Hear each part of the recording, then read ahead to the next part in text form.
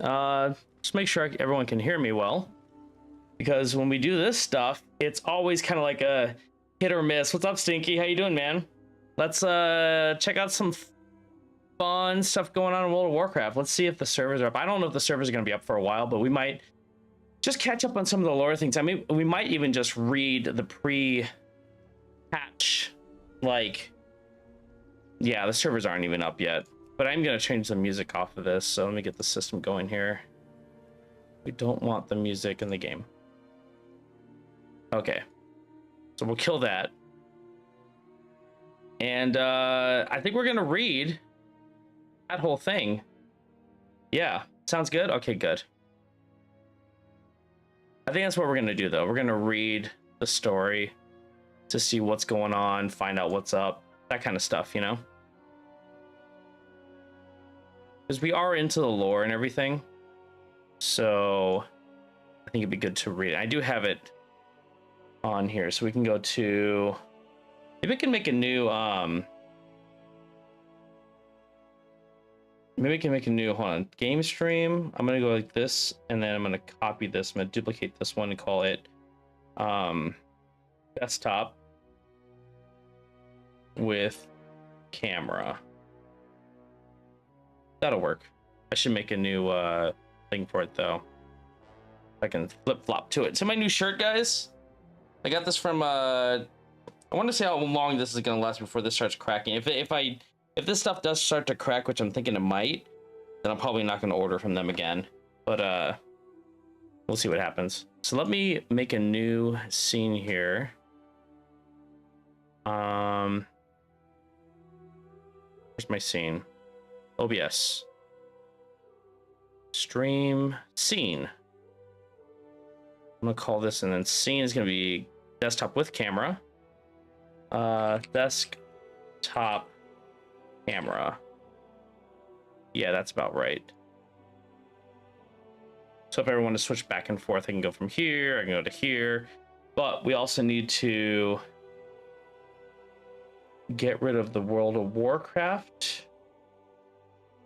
Sorry about this, guys. I just want to have something like, you know, display capture. So there we go. Nice. We don't need the phone on there anymore either. So, all right. So let's go ahead and pull up, and I have it downloaded here. So, a WoW story. Look at that.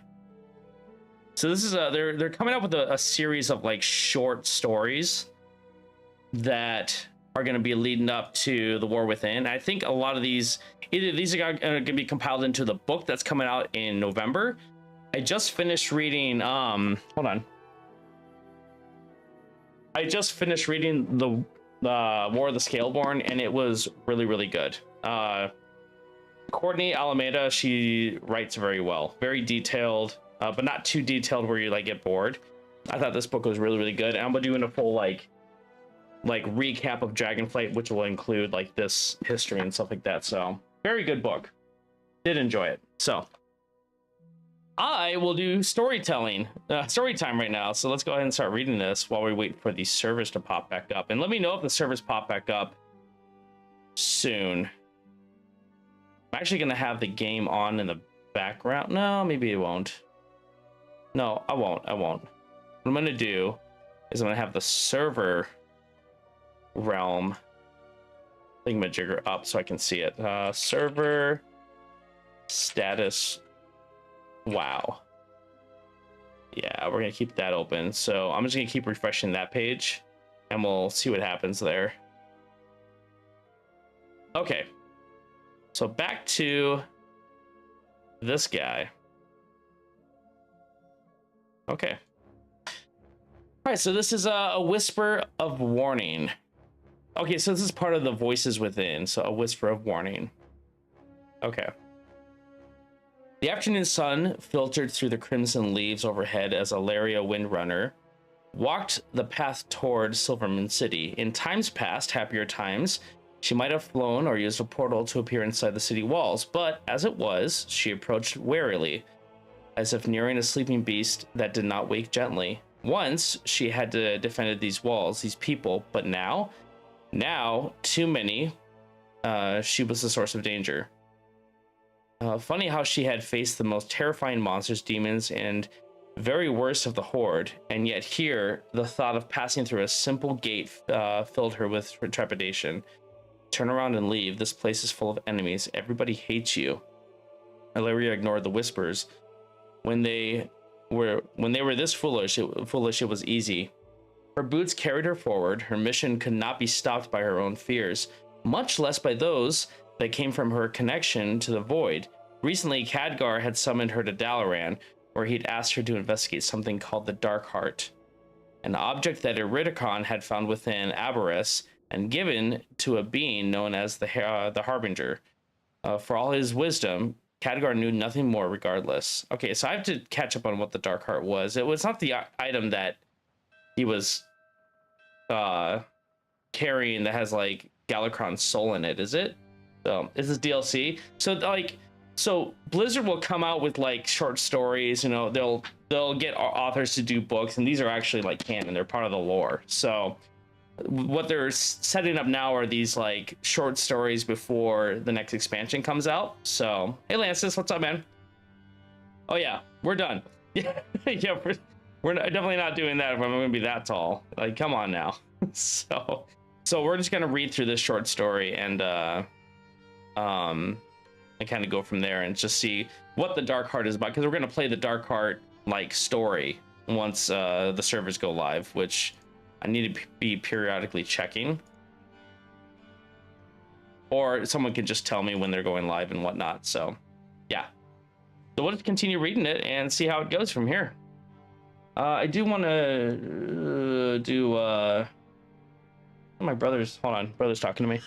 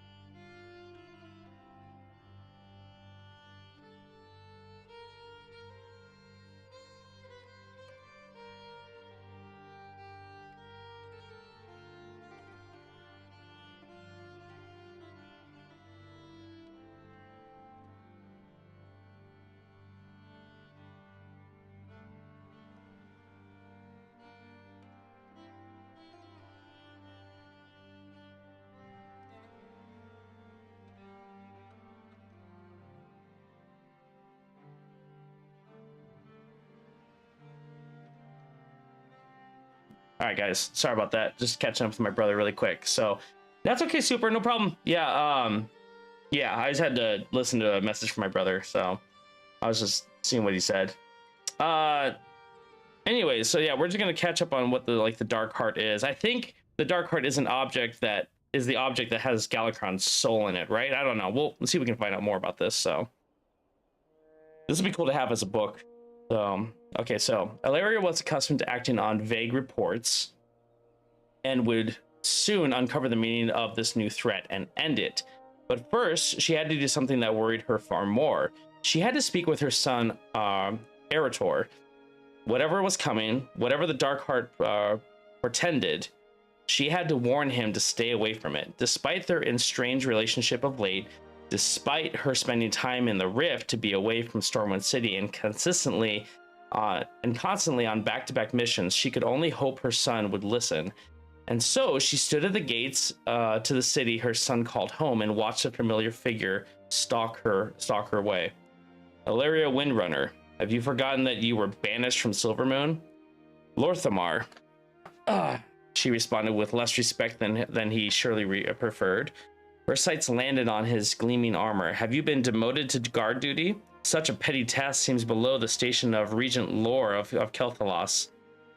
He raised a long white eyebrow. When there is a significant threat that requires my attention, I attend. I am no threat, old friend. At least, I would assume that if you found me threatening, you would not have invited me to your wedding. Not that your wedding is uneventful or without its threats. I never did get to taste the exquisite lavender cake. I can direct you to the baker if you'd like to commission one similar. Lorthamar opened a gate and stood there, looking somber. Why are you here, Ilaria? The city shone behind him, glimmering white walls with red-tiled roofs and gilded frames. The sun glinting off windows, a place so familiar, even if subtle differences showed in the process of reconstruction after the ravages of the Scourge. Because remember, the Scourge did attack Silvermoon, and if you go back to the beginning part of the Blood Elves, they're still there. They're still attacking it. A place she had known all her life, a place she was no longer welcome. I came to see my son. I am leaving shortly on a mission, and I wish to say goodbye. An admirable reason to cross our threshold, but remember this, Ilaria. Your welcome, if one can call it that, extends only so long as the sun touches Silvermoon. Once night falls, you must leave. Dang. I really don't want her there. These were the same conditions upon which she had agreed to attend his wedding in Suramar, one day and no later. Even as a former ranger captain of Silvermoon and a hero, she knew the city would treat her as they treated all enemies if she were to overstay her welcome. Yeah, I mean, there's valid reason why they don't want her there. She's exiled. Yeah, she's exiled. Ilaria's chest tightened. I am no enemy, you must understand. What happened at the Sunwell was an accident. Lorthamar waved a hand, cutting her off. Few others in Azeroth would dare to do so. Accident or not, the damage was done. The people do not trust you. I am still not sure I can trust you, but go and visit your son while you can. The light is already fading. Now return to the Sunwell and finish our communion. You owe Lorthamar nothing. Claim what is yours, destroy him, and take this place. You know, the funny thing is, because like the void is like in her and like talking to her, the same thing was happening with Neltharion with the old gods. It's the same kind of voice, you know, like, yeah, the void and the old gods kind of idea, but like these voices are talking to her like they talk to Neltharion, which is really, really, really interesting, you know. Yeah, I played through all no, the Nightborn. No. I played through Suramar, but not I don't know why I'm bringing that up. It's not Nightborn stuff, but no, I have not. He gestured to his guards to follow her, then strode away as Ilaria's hand went to fists, creaking in her gloves. They were both right. She and Lorthamar, and she loathed that. She was culpable for damaging the heart of her people's culture, but she truly had not known that just being near the Sunwell might allow her void nature to corrupt its magic. You want me to spoil? It's related to why Lorthamar doesn't want her there? Yeah, sure, go for it. Being in the presence of that ancient magical found had soothed her soul at first, like standing in full sun after an eternity of dark and stormy nights. She had felt the power flow into her, filling her with light. And then it were as if she herself had become a portal. The creatures of the void spilled out like pus from a wound. And then she had risked her life to fight the catastrophe she had unleashed. But it was not enough to end what she had inadvertently started. As much as she hated to admit it, in many ways she was a threat to everything she loved, which explained why she had been keeping her own loved ones at a distance, as she had explained to Khadgar during her visit. Still, she had ties here, old and new, and the Regent Lord had at least honored that history. How long is this? It's pretty long. Not like too long, but you know, long enough. Okay. She ignored the whispers from the void and from her own conscience and refocused on her goal. Let's see. So the Nightborn Allied races quest line. You go to Silvermoon with Thalistra, okay, and show up at the same time as Ilaria, who came to try and sway Blood Elves to alliance and extend an invitation and greeting from Anduin. Okay, Lorthamar straight up tells her, "I know why you're here. And no, we don't care." Pop this a little bit closer, guys. There you go. Let's continue reading while Lances gets us a breakdown of it. So, even as Lorthamar's guards fanned out around her, keeping their distance, she would be unable to walk freely, but that changed nothing. They were there to stop her from harming the city, but that had never been her intention. The streets of Silvermoon were being recobbled, but they still felt the same under her silver-chased boots. Were still imbued with the same beauty and magic. The trees lining the path had pale bark and branches with eternally orange leaves, and the large white columns were right where she remembered them to be, rising tall on either side of her. Ilaria knew her way here. As she walked, memories floated up, layers upon layers, like watercolor paint built up in many washes. As she walked, the residents of Silvermoon came into sharper focus, and their unease was palpable.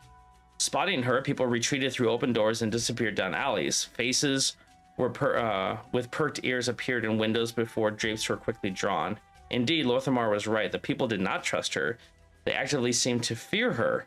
Word must have spread about the Sunwell, spread and perhaps grown in the spreading like some foul, destructive fungus.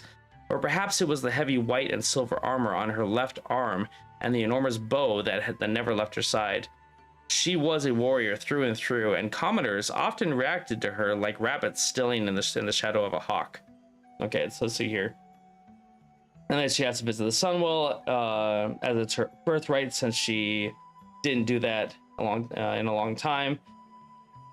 Let's see, the Lorthamar's advice to say, yo, bad idea, we shouldn't let her. To which he agrees that it may be a bad idea, but he can't deny her the birthright of her blood elf. Yeah. They go there, and when she visits, Void uses her as a conduit and invade the corrupt Sunwell. Yeah, that's what pretty much assumed what was happening, because like, remember she was dealing with all the corrupt stuff in what was it? What expansion was it? Legion?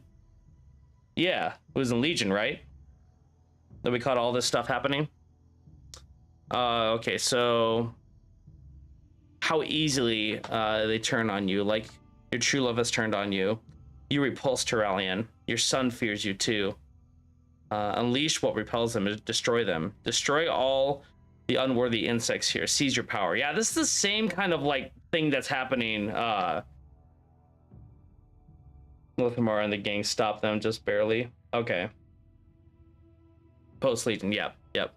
So this is interesting because it's the same kind of like temptation that Niltharion was going through in the War of the Scaleborn. He clearly failed. They actually ended up using the power of the old gods to knock Eurydichron unconscious so they can imprison him. So as hearing these whispers. Oh, interesting. Very interesting. Okay. Hilarious steps hastened. Perhaps it looked the same, but this place no longer felt like any sort of home. In truth, she was not sure what home even meant to her anymore. She strolled past scaffolding where carpenters and masons worked to rebuild various structures, and toward a row of houses, a place she had only ever heard about from Eritor. Even though he was a man grown, she still saw him in wailing she still saw in him the wailing bundle she'd handed off to her sister Varessa when she journeyed beyond the dark portal. Before fate had turned her life upside down. Since her return from the twisting nether, she had kept her distance, fearful her connection to the void might harm her son, and so her relationship with him had withered. But with every heartbeat pouring in her chest,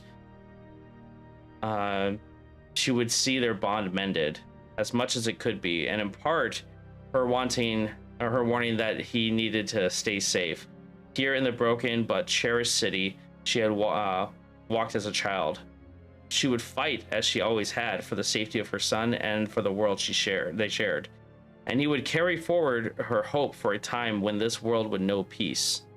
It's actually an add-on that randomly plays random whispers of the old ones to you while you play as a void. Oh, that's cool. That's pretty sweet. Finally, she stood before the blood-red door. The golden door knocker was shaped like a phoenix, its worn metal suggesting that at some point, visitors had been welcome here. Through the open window, she heard a voice that made her heart race and her eyes light up. What was her love doing here? She paused a moment, like a good ranger, to see what awaited her on the battlefield. Did I ever tell you about how your mother and I introduced the Elec to the Army of Light, Turallion said.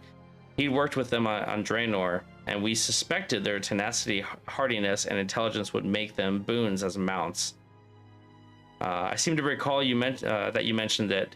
Hearing that voice and the subtle but fond annoyances in it, Illyria's heart melted. Her son, Eretor, once an infant in her arms, barely visible through her tears as she said goodbye, knowing that leaving was the only way to keep him safe. When a toddler with a sword who thought war a grand thing, then a boy sitting upon the shoulders of a knight of the silver hand, looking up at a statue of the mother he barely knew in the Valley of Heroes, feeling the warmth of her love beamed across the universe in the light and reaching for her graven face.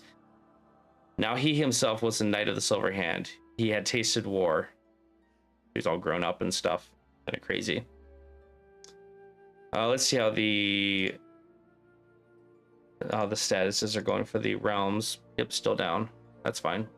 I think we can get through this whole story, actually. He was a man, and still he barely knew her, and she him. You will never know him. He will see you as a monster, a traitor, an enemy. These are the voices that are speaking to her. We've had so many grand adventures, Turallion continued with a rasping chuckle. Where do you think she is now? She heard Eretor ask. The question filled her with unease. Perhaps it was reasonable to stand outside the open window as they spoke of Alec, but Illyria would not eavesdrop as they spoke of her, not only because she might betray herself with a gasp or a sigh and be caught, but also because she might hear something she desperately did not want to hear. Yeah, that's a risk. Where's my water? Yeah, that's definitely a risk, you know?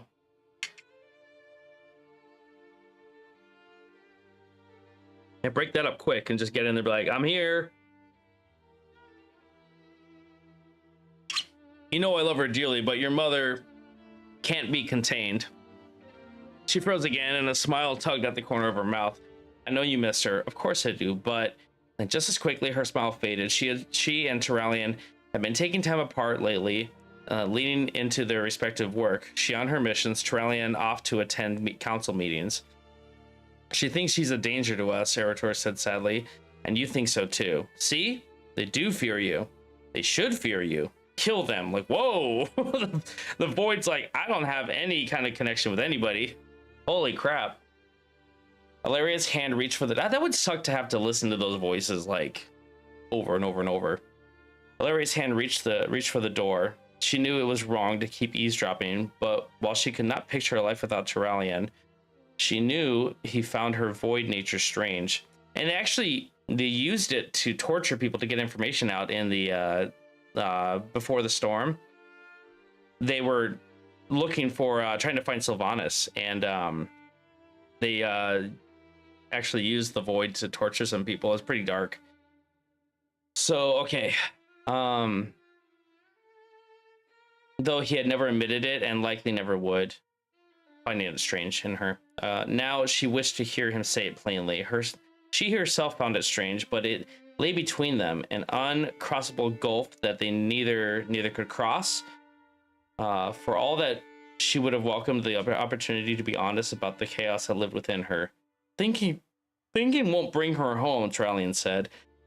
Now, did I ever tell you how an Elec that feeds exclusive on orchids produces Teledorian cheese? You can keep dodging the topic, but I would like to know the truth. A weighty pause. Well, I suppose you have more important matters with which to concern yourself than cheese. I'm not a child, father. You cannot distract me. Please, I beg you, tell me of my mother. So you so seldom speak of her. Another sigh. You detest Turallion. He is weak. End him. He will only cause pain. He will never understand. Your true power lies beyond him. Man, the void is darker than the old gods. The old gods are sneakier. These guys are like straight up like, do this, you know?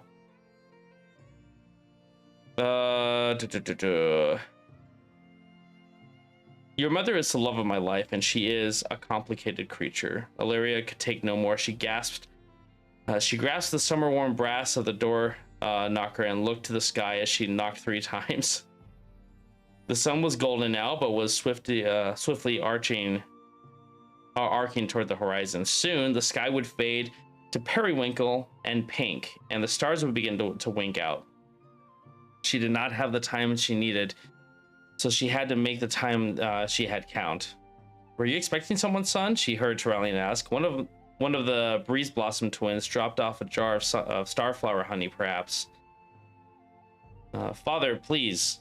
I'm expecting no one, and no one should be expecting me. My thoughts are with my fellow knights, not with some paltry dalliance. Let's see. Their son sounded like his robes were suddenly too tight and strangling him. When Arator opened the door, his cheeks were pink, and he was clearly doing his best to look serious. Seeing her, he failed. His jaw dropped, and hope glowed in his golden eyes. As a baby, they'd been green like hers, but sometime in their long time apart, they had shifted color. Ilaria did not mind his change. To her, he had always shone like the sun. Mother, he said with a surprised smile. That's actually pretty good. My son, she wanted to hug him, but he was enormous and fully armored in shades of gold, same as he looked when last she'd seen him only a few months prior. Instead, she reached out a hand to cup his cheek. I cannot believe that I am saying this, but my boy, you need a good shave. Arator laughed and stepped back so that she could enter the chamber. The moment the door was shut behind her, the whispers were but a distant hum. She turned towards Turallion like a magnet finding the true north. He had not changed in the past months. In all their years together, centuries spanning realms and worlds and dimensions, he had always been beautiful to her. His new scars only served to highlight his strength and tenacity, and she could feel the pull of him, although she fought it. My love, he said, warmly, if a bit warily. Ilaria could deny it no longer. Perhaps things were strange between them, but each time they parted, they knew not if they would see each other again. She moved to embrace him, but stopped, and the short distance between them seemed to span for great lengths. I have missed you, she said, her voice low, and I you. Their son watched, expecting them to hug, or at least touch, but neither did. Ilaria could see the hurt in Turallion's eyes. They feel the same longing to sink into each other and take the comfort that had long fed them both. I was in town to consult with Liadrin on a matter and wished to keep a low profile. Turallion continued with a smile. Will you be staying for a while, or is your sojourn as brief as mine? She gazed into his eyes. She wanted him to see that she was not pleased to be leaving so soon. You know me well.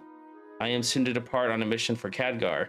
I would stay here with you both longer, but Lorthamar made it clear that my presence in Silvermoon is not welcome. I must leave by nightfall, or therein any goodwill he still has for the bond we once shared. Turallion nodded. Shall I join you on this journey? Of course she considered it, but the more she learned about the Void and the more she used her Void powers, the more uncomfortable the Paladin grew in her presence. Like he had said, she was a complicated creature. He will never accept your true nature.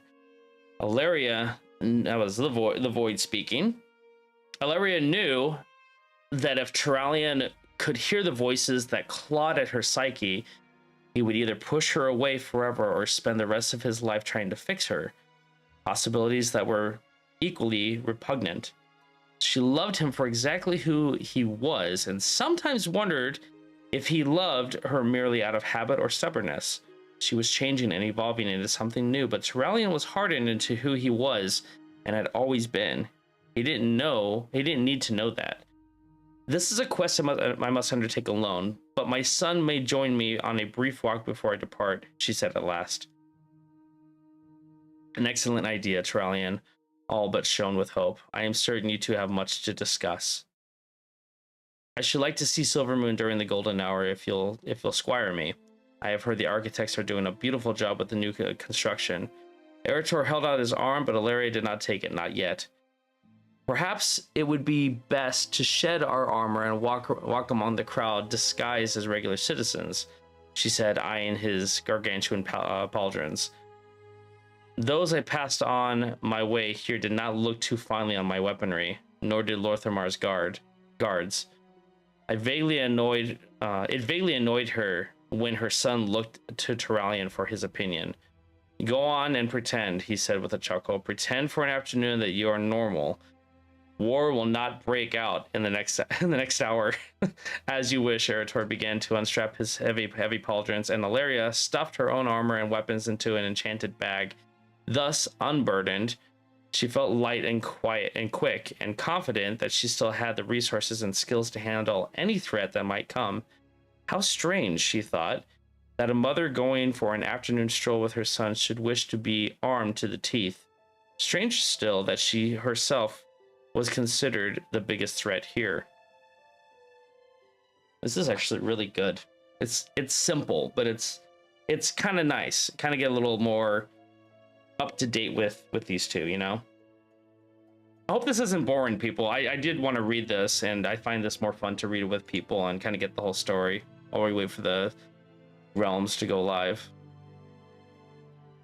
Let's see how many pages it is total. 31. Okay, we're on 16. Okay. Many thought all Windrunners were born to fight, but that was not true. Ilaria's father and brother had rarely hefted sword and bow. Some in Silvermoon still lived such a life, believing their walls were enough to keep their city safe. They were wrong, of course, but that did not mean Ilaria could not dream of a return to such a time when she might see her son dance in the glen, or put his lips to a merry fief. Azeroth and her children deserved to know peace, and Ilaria had spent the better part of her 1,000 years vainly chasing it. As Eretor continued to remove his armor, Turalyon stepped closer to her, smiling again. How were your travels? He asked. Fair, she replied. And matters at Stormwind? The same. And what of Silvermoon? Is Grieve still making sugar spindles here? And is Branson still a stuffy, gossipy noble? Truth be told, we are kept too busy for such amusements, but I hope you will see them while out on your walk. At that, she smiled at him in turn, but with a hint of sadness. His smile was sad too. He gestured to Eretor. Hurry up, son. Enjoy the sunshine. I know my arguments will not convince your mother to settle down for a while back in Stormwind, but perhaps you can sway her. It would be pleasant to spend what time we can as a family. But Ilaria could sense the lie wrapped in this truth. It was a charming idea, to be sure, but the reality would involve three people who did not truly know or understand each other, reaching awkwardly for conversation and waiting for the next war. Turalyon might have hoped the young paladin had the power to bring his mother home, but as it turned out, Ilaria was the one who would be doing the convincing. Once Eretor had finished removing all his armor, Ilaria looked at her son in his simple black robes and felt a rush of pride for her offspring. He married her lithe quickness with Turalyon's steady strength, but improved the regal posture and a kind smile. This time, when he offered his arm, she took it, and he escorted her out of the house. Okay. She looked back at Turalyon briefly, and he waved and mouthed, I love you. Yes, love, she mouthed back. To her great sorrow, she realized that she had gotten better at leaving him than returning with him. For a long moment, their eyes locked, and what passed between them was not a sentence or a sonnet, not even a tome, but an entire library of feelings unspoken. So much she wanted to say but didn't know how. So much that could never be said. His eyes begged for her to come home, but he would not ask that sacrifice of her. His yearnings tugged at her soul. But at last she had to look away. Another time they would speak from the heart. Another time, perhaps, she would stay. She hates this just as much as he did. But if they did not part ways and fight their own battles, the world would end. Existence would end. And there would be nowhere left to reunite. Thus, duty would always take precedence over love. And his understanding of that was one of the reasons she loved him in the first place. When Ilaria returned her focus to Eretor, She saw something similar in his face: love, loss, yearning. He had seen the look. He had seen the look pass between his parents, witnessed an intimate, intricate moment, and now he had to look away. "You've chosen a lovely day," he said after clearing his throat. Outside, the golden hour reigned supreme. Warm sunbeams, the color of melted butter, arced down through the gently rustling leaves, themselves a blaze of copper and crimson, striking at the touches of gold in a triumphant glow. Lavender shadows shifted on the cobblestones and crept up the sides of the newly painted white buildings.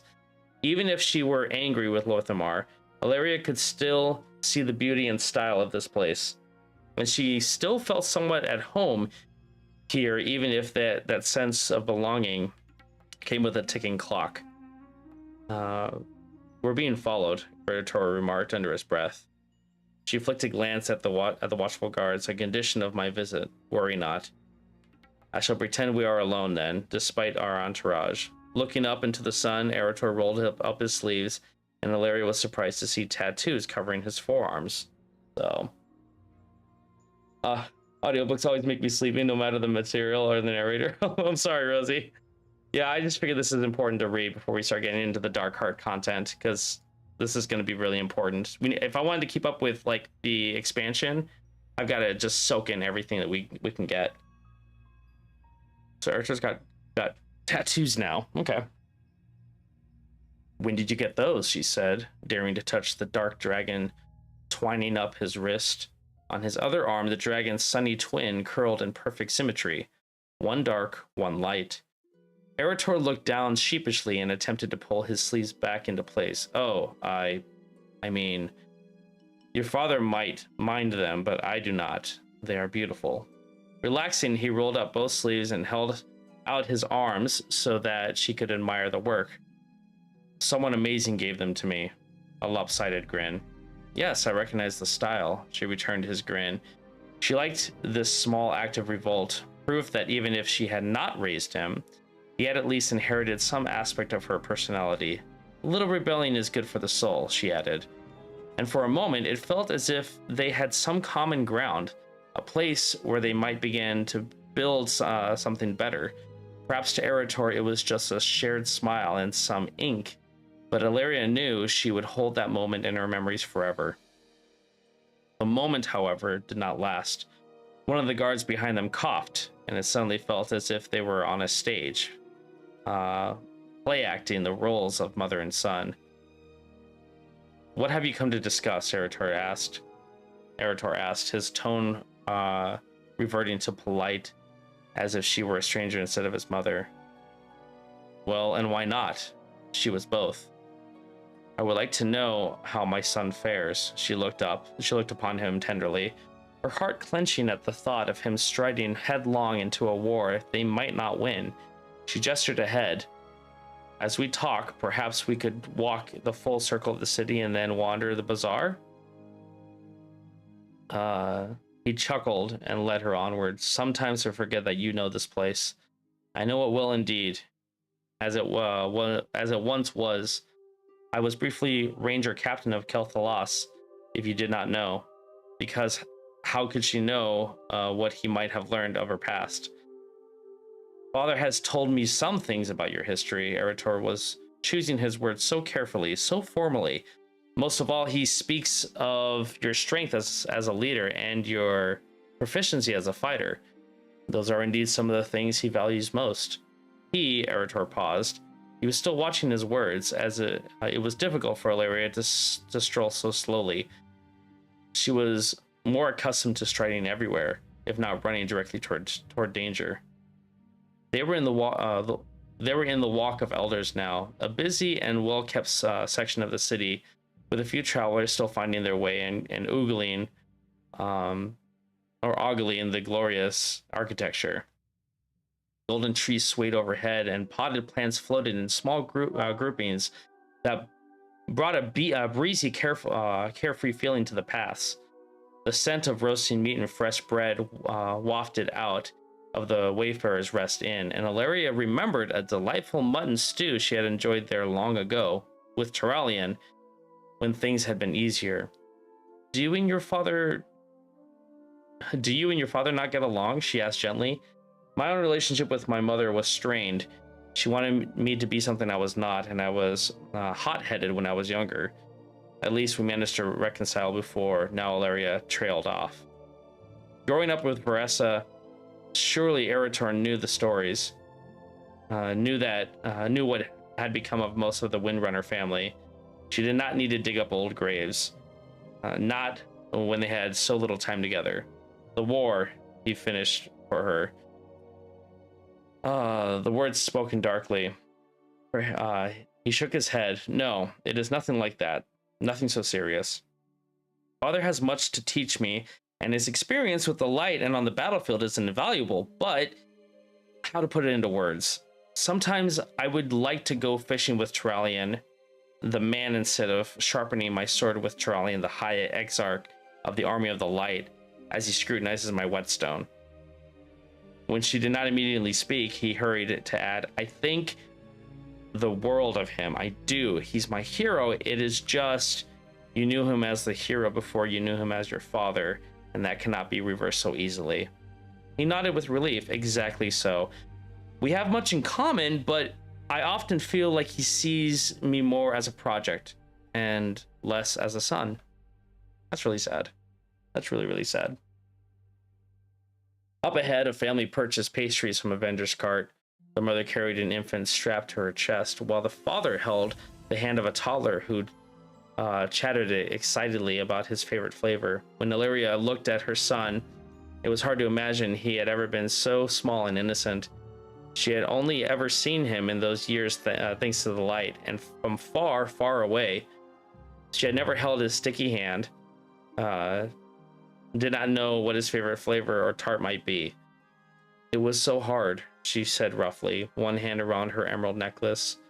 So hard putting you in Veressa's arms, knowing all the tender moments I would miss, knowing that if I did not leave, no one would get the chance to experience those moments because the entire world would be a charred husk. You were so tiny. It was the hardest thing I have ever done. I know that in what you state, you're seeking absolution, Eretor said, his voice low. Aunt Veressa did well enough in raising me, but she was a poor substitute for what I needed. He looked up at her, curiosity in her eyes. Though I do not deny, when I was alone and sad and sought your comfort, I found you in the light. It is what brought me to this calling, dedicating myself to its cause. Eretor stopped in front of a crumbling house and turned to her. This place had long ago fallen to the scourge and was now being rebuilt. A fresh stack of stone waited beside a half-constructed wall, and someone was nurturing two freshly planted seedlings on either side of a gaping hole that would one day again hold a red-painted door. The family had lived here once. They had been driven out or worse, but now the people of Silvermoon had come together to rebuild it, and soon new memories would be made here. Broken things can be fixed, Ilaria thought as she watched her son's tall, broad shoulders shadow stretch longer against the wall. If there was hope, there could be healing. I prayed you felt it, she admitted. There were moments when I could see your face through the light, and my heart ached that I could not hold you as a mother should. There were times it was as if I felt you crying out for me, and I reached out in turn and hoped you knew that you were loved. It is as if there has always been a string from my heart extending to yours no matter how far away. Everything is connected, like the light with the dark. In perfect balance, she regarded the two serpentine dragons flowing up each of his arms.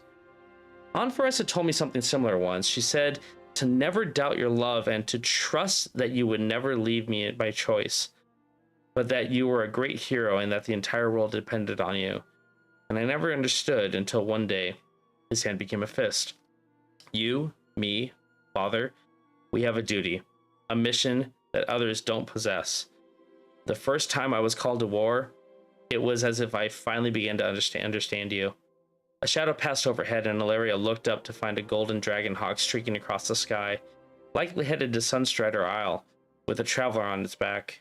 Its shrill shrieked echoes, and Eretor looked up too, shielding his eyes with his hand, and smiled. I am happy to be understood, Ilaria said, an ache in her throat. Even as I know what your father and I did cannot be fully forgiven. You are a monster. This boy can never understand you. Cannot see you for what you are. Just give in. The void knows you. The void welcomes you. Give in. Become what you truly are. The voice speaking again. But I am grateful for your grace. I hope that one day Azeroth will be safe, and we can spend so much time together that you grow sick of my company. A rueful chuckle. Perhaps one day it will be so. Perhaps in another world things would be different. But this is the only world we have, and we are both dedicated to fighting for it no matter the cost. They left the new construction and passed into the Royal Exchange, where gold inlaid benches were placed at thoughtful intervals, and people were queued up outside the auction house and the bank just before closing time, tapping their feet and muttering about the wait. Ilaria's pulse quickened. The sun was going down, and she did not have much time left. They were silent as they entered Farstrider Square. Here the archers were lined up in neat rows, hitting their targets with absolute precision while nearby a mounted cavalry practiced maneuvers on their hawkstriders, their violet feathers flashing in the dying sun. What is it you do when you're not fighting? Ilaria asked. Eretor scratched his scruffy chin. Like these warriors, I spar with my comrades. I dedicate myself to the study of the light. And do you have, so awkward to broach the subject, a special someone? He looked away, blushing. Mother, please, I am a servant, a warrior. What kind of life can I offer another when I am dedicated elsewhere? There is always room for love, my son. She trailed off, feeling beyond hypocritical. Thankfully, he did not call her on it. I have all that I need. I have a life here. He did, and she knew nothing of it. You know nothing of him. Why would he listen to you? Love you? You are nothing to him. The void, yay. Or at least, Eretor said, I have a duty here. He will fight and fail. Turn him to our cause, the void speaking again. They were in the court of the sun now, standing before a grand fountain bedecked with a giant fish and graceful Sindori, the clear blue water providing a peaceful and musical counterpoint to the all dignity of Sunfury Spire looming above all. Now, to the tall dignity of Sunfury Spire looming above all. Lothamar was in the Grand Palace somewhere, possibly looking down from one of its many cupolas or balconies, waiting for Ilaria to overstay her welcome and meet the wrath of his soldiers. The moment the delay was over, listen, my son, something is coming, she said, her voice low as they rounded a bend where the walls were closer and the shadows darker. There was no one nearby just then, but ears were everywhere, and the guards would not be far behind them. Khadgar told me there are signs, she continued in a hushed voice. Portents. The artifact I am chasing heralds some new danger, an enemy lurking in the shadows. A battle is coming, and I must beg you, as your mother and as a former ranger captain of this very kingdom, stay out of the fight. Eredor stopped mid-stride, his brows drawing down. You can't be serious. He doubts you. He hates you. I have never been one for humor. All I ever wanted for you was a life of peace, away from the battlefield. That is why I left you with Veressa. That is why I told you so long ago that war was not glory. Defending Azeroth is my calling. It need not be yours. The warmth in her son's eyes winked out. He looked every one of his years then, a man grown and hardened in battle. Listen, mother, you may not know me as well as you would like, but you must know I would never abandon my duty. I would never shirk my responsibility and leave the risk of my fellow knights. Can you imagine father sitting home during a war? What would he do? Knit socks and sing songs and pretend the world was good and safe, while others died in the streets because he was not there to defend them? He shook his head and turned away from her, pulling down his sleeves to cover his tattoos again. Do you think me unworthy? Valeria stepped around to face him. It is because I know you are worthy, and I urge you not to fight. Live to rebuild this world from what may become of it. Do not fall as I have watched so many fall. There is nothing I fear in all of Azeroth, in any world, in any universe, except losing you. He would not meet her eyes. He was gazing past her, beyond her, searching himself. Perhaps I am not yours to lose. When you gave me to wrestle, you gave up the ownership of one soul. You gave up the ownership one soul feels over another. Like you, I belong to the cause, even if it hurts you to hear that. He will hurt you again and again. There is no pain in the void. Abandon your flesh. Become more than this. The void speaking. The hurt is worthwhile, Ilaria whispered. It is a gift to see you alive and grown. This is... Oof. This hurts. And taking your place in a world being rebuilt from rubble, I cannot agree with your decision. It is not what I had hoped for you, nor what I would choose, but I am proud of you, my son. His eyes briefly closed, and a small smile touched his lips. It is strange that sometimes I feel closer to you when you are far away, but right now, I felt it again. Just like that day in the Valley of Heroes. His golden eyes opened once more, and he ran a hand through his long, sun-burnished hair before continuing onward. They rounded a corner and stood in the courtyard before the bazaar, where vendors were beginning to close shop for the evening as families hurried past on their way home with full baskets and bags. Nearby, between two archways, stood a statue of Kel'Thalas. Kel'Thalas, Sunstrider.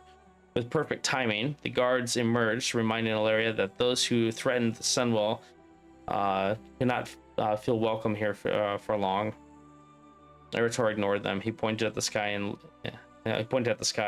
look, there's Turalian's hammer, as if he is calling us home to supper. Ilaria gazed at the constellation, the faint stars just beginning to twinkle in a sky gone indigo. If she did not leave Silvermoon soon, things were going to get uncomfortable. She would prefer not to face Lorthamar again, especially not in front of her son. They had almost reached an understanding, and she did not wish to be scolded and escorted out like some common criminal in front of him. He is calling you, perhaps, as my mission calls me. Will you walk me to the gates? Eretor held out his arm again, and after hesitating for a moment, she took it. The irony amused her. She had been absent during the years he would have needed to hold her hand to learn to walk, and now it was he who led her baby. Now, this man. Are you sure I cannot convince you to stay home? To marry one of the Breeze Blossom twins and raise a future baker or tavern keeper. Someone to carry on the Windrunner name. Eretor sighed. Just when we found common ground. Our common ground is fighting. The difference is that I don't have a choice and you do. He withdrew his arm with a glare. I do not, and I am sorry you cannot see it. And that is our common ground, stubbornness. Neither of us has the option to reject our calling, no matter the cost. They walked side by side, and Ilaria could feel her son's disquiet. She had felt the same weight from Turalian time and again. After an argument about her communion with the void, there was a vast chasm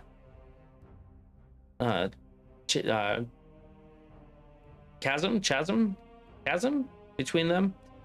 If only she could reach them, her men.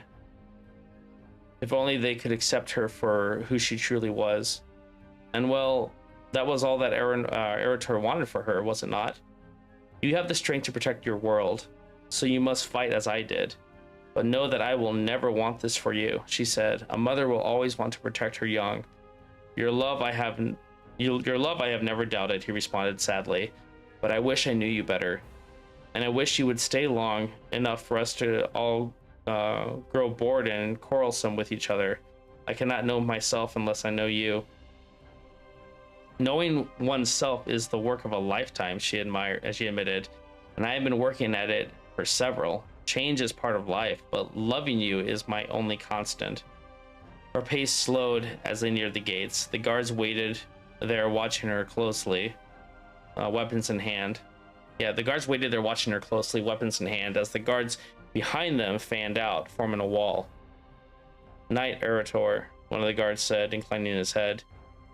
Erator returned the gesture as they passed through the gates. Once outside the city, Ilaria felt a wave of relief. She had lived up to her half of the bargain, and now she was again beyond the judgment of anyone within the city walls. She swiftly withdrew her armor from her enchanted bag, and was soon sighing in relief to again bear its weight. Her armor, like the whispers of the void, had become an intrinsic part of her, and she felt more herself with it than without. Erator, too, could sense the change. "Light bless you, mother," he said formally, with none of his earlier warmth. "May your mission prove fruitful. I would prefer its urgency be proven unfounded, but I carry your hopes with me, my son." Let's see here. She regarded him for a long moment, and he stepped forward. They embraced swiftly, and Ilaria remembered what it had felt like to carry a child within her, and dream of meeting the new soul she'd felt stirring for months. She wished she could keep him as safe as that, shield him with her body from all the horrors of the world. But he was taller than she was now, a man of his own making, and he had made his choice. All that was left for her was to support it. She wished she could have held him forever. "Goodbye, Erator." He stood back. "May the light guide you in your quest, mother." She knew he was annoyed with her, but she could tell that he was still sorry to see her go. Erator turned and passed back through the gate, and Ilaria watched him with a fond smile. He walked like a warrior, shoulders back, a loose-limbed, athletic elegance to his gait. He is leaving you. He detests you, hates what you are. He is glad to be rid of you. The void. Ilaria sighed. This visit could have gone better, but it could have gone worse.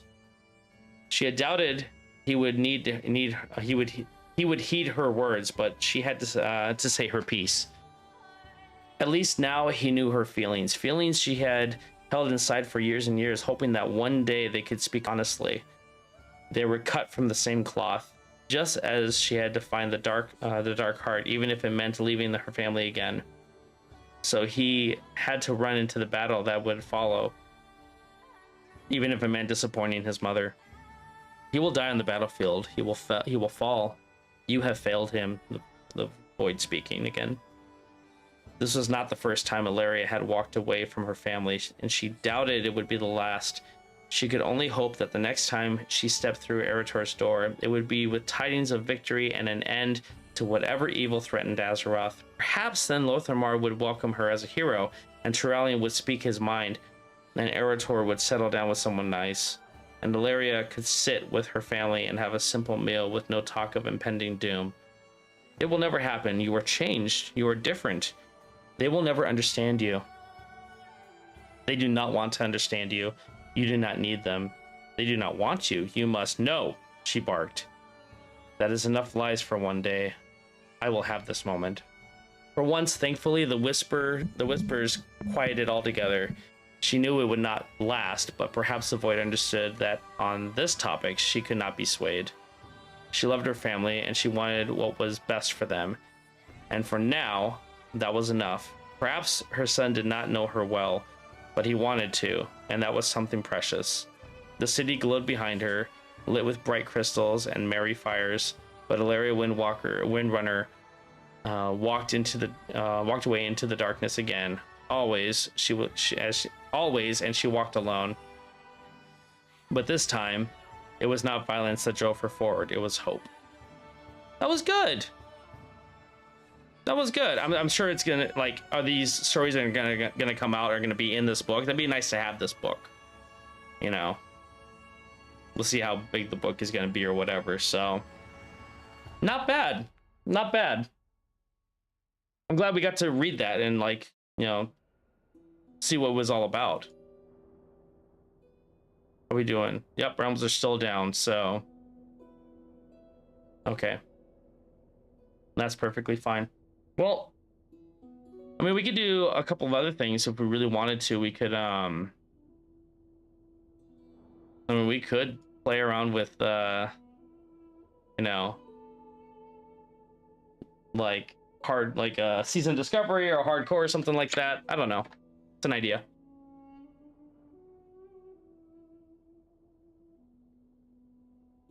Or you just wait. Not too sure. Do people still play hardcore? I mean, is that like still a thing? Because I don't know. I don't know if people are still doing that. I thought it was fun, but at the same time, it's like, is it a dead thing or whatever? Oh, oh, Lancis is in the academy. Oh, doing his thing. Okay. So, man, I saw that it was gonna be like wait until like 3 or something to pop up, but I don't know if I want to wait this long if I have work that I can get done, you know. So maybe we should just like call it on the stream, because we read the story. We kind of have that little that little history now of Valeria and Turalian and Erator, which is really cool. Oh, excuse me. But yeah, so maybe I'll do that. Maybe I'll just get to editing and get Bajira stuff done, and so we're not just waiting around doing a thing. I thought that maybe the servers would have, like, you know, popped up by now, and they would have gotten everything done really quick. Sometimes they do on big patches like this. It's like, yeah, we're ready, you know. So yeah, might be a smart idea to just do that, but we'll see here what I really want to do. I do want to do, but yeah, I guess what I could tell you guys is I am going to do a wrap-up video sometime here soon with War of the Scaleborn and all the lore that happened in Dragonflight, because they do go hand in hand, obviously. This was really good. It pretty much just explains how the Incarnates were taken prisoner and put into the Vault of the Incarnates, and the civil war that the dragons had. Why the primalists hate the aspects and stuff like that with their order magic and the Titans and everything. It was really good. I really enjoyed it. So, and I caught eye of this at BlizzCon. This is where I got interested, because they were selling it at BlizzCon for like $2 more than what you can get on Amazon, but it came with like a special like Alex Strasza like art thing, and I was like, I don't need that. That's just more fluff. I'll just buy it for cheaper on Amazon, and that's what I did. So finished that, and I'm also listening to Dawn of the Aspects on audiobook right now. It's really good too. So all right, so because everything's down, oof, I think, oh, is that what he's doing? Baj is streaming the stuff. He is streaming Classic.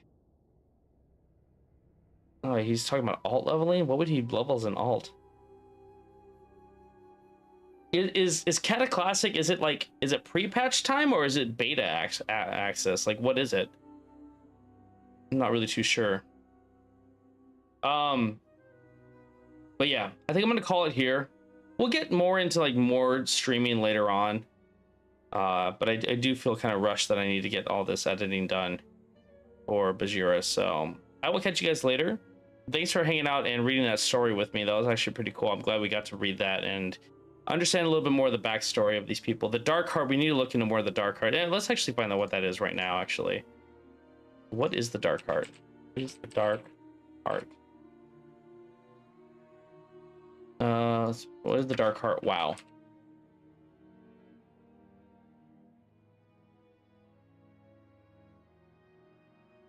Okay, so this here's like an update of like what the patch is going to bring. The Dark Heart content update ushers the final chapter of Dragonflight expansion, setting the stage for the story and the upcoming expansion of the War Within. Khadgar has summoned you to Dalaran to help him investigate a mysterious figure called the Harbinger, who possesses a powerful relic called the Dark Heart. Okay, the Archmage has also asked Alaria Windrunner to join you in order to give her her unique perspective. Okay. Like, where did the Dark Heart come from? Like, is there anything, you know? Oh, here's the Dark Heart. What's this? No, that's a quest. I guess this is kind of like new, you know? Right? Well, here's a in-game cinematic with let's watch this. Watch this together, actually. Desktop gamers. Let's go to that. Let's see what this is all about. Let's check this out.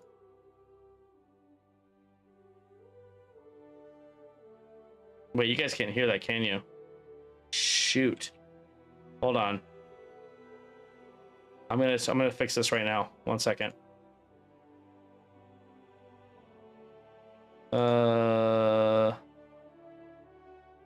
Oh, wait, that's a browser? Okay, hold on. I can fix this. Browser. We want... Oh no, browser. There we go. Like that. That's what we want. Okay, here we go. My people are no strangers to voices from below, but this radiant song is different. It's being heard all across Azeroth. The Council doesn't know what to make of it. There must be someone who does.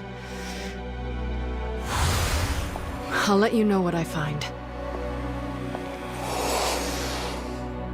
Alaria. It's been too long, old friend. Good to see you, Khadgar. Doing well? As well as can be expected. How's the family? I haven't... It's better if I keep my distance. Of course. The Void. That would be...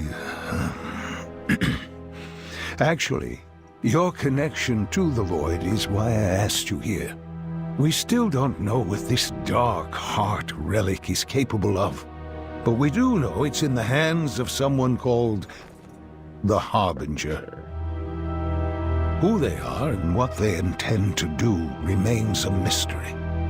Which is why I need your help. To hunt down a dangerous foe we know nothing about. Honestly, I could use the distraction. Same old Alaria. Void or no void.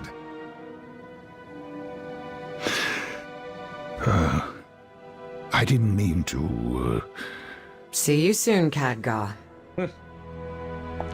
Dark Heart in hand. Okay.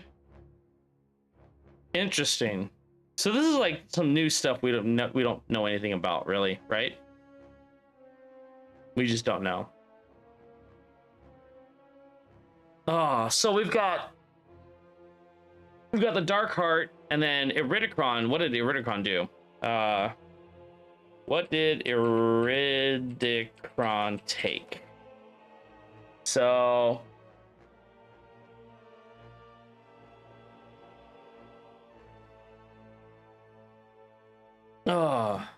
let's see here. So in World of Warcraft, Iridikron, the Stone Scaled, has made deals with the Void and the Infinite Dragonflight, and plans to undo the Titan's work and steal Azeroth from them. He's currently building a magical power through Shadow Flame and Galakrond's Hunger. So what's Galakrond's Hunger? Some say that Iridikron's plans is to use the Void as bait for the Titans and then kill them, resulting in a Void-corrupted Azeroth. However, this can be the end of Azeroth, which Iridikron doesn't want. Iridikron is one of the four prominent... Yeah, blah, blah, blah. We know who he is. So I want to know what this Galakrond's Hunger is. What is that all about? The thing is, what I want to have happen is I want to see Galakrond come back. Like, how cool would that be? Like, that would be sick. He would be like the ultimate fight. In my eyes, he would be. Like, Galakrond is scary. Like, look at this. Irudekrond soon struck a dark bargain with the infinite Dragonflight, traveling back to the past to acquire the essence of Galakrond. Okay, so that's huge. During the encounter, adventurers and Chromie ventured into the upper impact area of Galakrond's corpse, which we do see. Actually, I took a picture of it. You guys want to see what it looks like? Pictures? No. No, it's not here. It's if I go here, gallery, open location. This is what it looks like. That right there, that is Galakrond's head. That's how big it is. I mean, there's nothing to compare the size to it, but like, you're small compared to this. That's Galakrond. That's his dead body right there. Like, that is scary. Look at his eyes. He's got multiple eyes because he's been corrupted by the old gods. Yeesh. Scary. He's the one guy in World of Warcraft that just freaks me out. It's like, no thanks. No thank you. So let's see here. During the encounter, adventurers ventured to the upper impact area of Galakrond's corpse, where they engaged in battle against the Incarnate. While the adventurers provided an opening for Chromie to destroy the artifact Irudekrond was using, Chrono Lord Dios managed to trigger the birth of Murazond, which is Nozdormu's bad self. Consequently, Chromie was forced to undo their victory over Irudekrond. Traveling back in time to stop Dios by saving Nozdormu, Irudekrond was able to complete his mission and departed from the past through a void portal. Okay, following the events of Amirdusil and Ferox's death, Viranoth would inform Azeroth's champions that she had received a message from Irudekrond himself, requesting a parley with her alone. She agreed, and meeting with the Stone Scale in the snowy mountains of Valdrakken, Irudekrond condemned Viranoth for abandoning the Primalists' war, but Viranoth countered that Irudekrond abandoned the war in Ferox to his death for some trinket that an Eltharion left behind. Irudekrond clarified that this is what I was thinking. Irudekrond clarified that the Dark Heart is no trinket, and it was now in the hands of the Harbinger. Viranoth voiced her disgust towards Irudekrond for his willingness to use the Void, stating that its power cannot be trusted.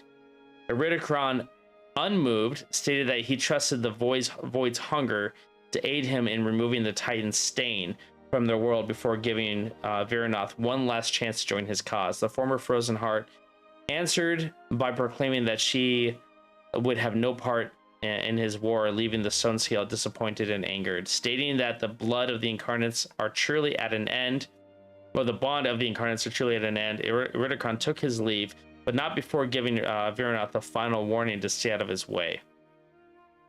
Okay. So the Dark Heart. So is the Dark Heart the thing that he had that was that holds the soul of Galakrond? And so but in the video it doesn't show that. So because he takes it with him, right? Irudekrond leaves. No, not that way. Not that way. Oh no. Yeah, this one. Let's watch this one. This is the one. Let me get past this thing here. Yeah, this is when they meet. I had received a missive from Irudekrond.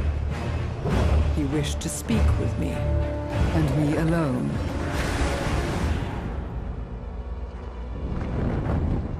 I am here. It seems your courage has not faltered, despite abandoning our war. That war is over, Irudekrond. It was you who abandoned our cause, who abandoned Ferox to his own destruction.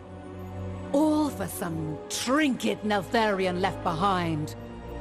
The Dark Heart is no mere trinket. Its power now lies in the Harbinger's hands. The Void cannot be trusted. I trust its hunger.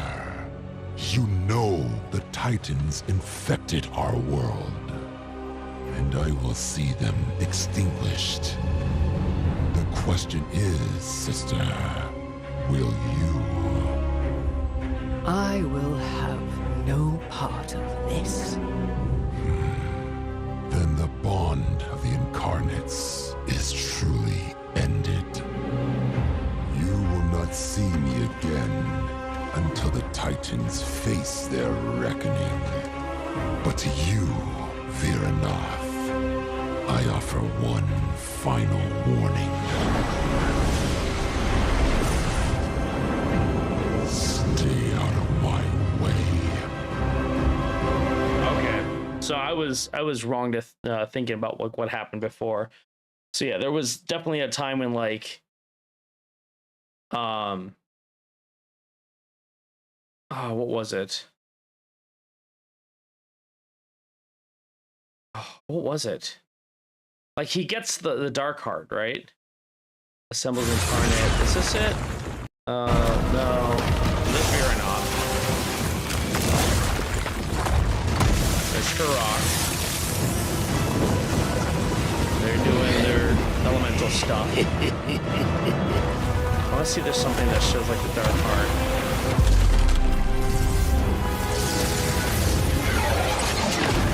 Choose new body, and where's the most no. It is here. Wait.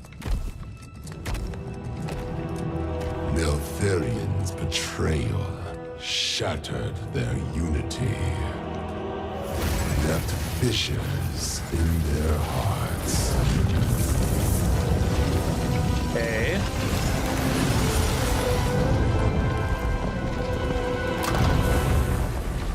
Yet the pain he inflicted was only the beginning. Avarice. His hidden laboratory. One last secret, deep within the earth. The location of Avarice must lie within this vessel. I will decipher its knowledge. What use are Neltharion's twisted experiments to us? That's not what I'm looking for. Trying to figure out what the whole dark heart thing.